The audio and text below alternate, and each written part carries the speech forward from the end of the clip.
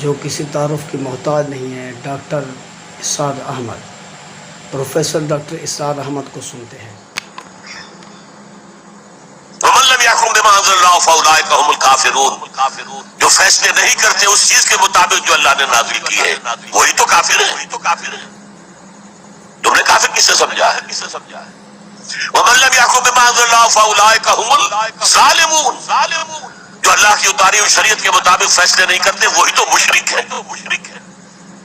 وَمَن لَّمْ يَحْكُم بِمَا أَنزَلَ اللَّهُ فَأُولَٰئِكَ هُمُ الْفَاسِقُونَ، جو اللہ کی اتاری ہوئی شریعت کے مطابق فیصلے نہیں کرتے وہی تو ناہنجار ہیں، فاسق ہیں، غدار ہیں، باغی ہیں، سرکش ہیں۔ یہ 3 فتوے ہیں مفتی اعظم کے۔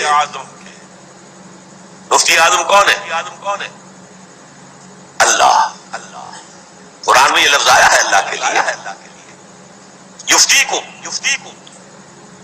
یستفتونک، اے نبی یہ آپ سے فتویٰ مانگ رہے ہیں کلالہ کے بارے میں۔ قل اللہ یفتیکم، کہہ دیجیے اللہ فتویٰ دیتا ہے۔ تو مفتی اعظم کون ہے؟ یہ ساری دنیا کے مفتی مل کر بھی اگر مفتی بن جائے تو کیا اللہ کے برابر ہوں گے؟ اور اللہ کا فتویٰ یہ ہے جو اللہ کی اتاری ہوئی شریعت کے مطابق فیصلے نہیں کرتے وہی تو کافر ہے، وہی تو ظالم ہے، وہی تو مشرک ہے، وہی تو فاسق ہے، وہی تو سرکش ہے۔ اور یہ 3 فتوے ایک رکوع میں آئے ہیں، سورہ مائدہ کا رکوع نمبر 7۔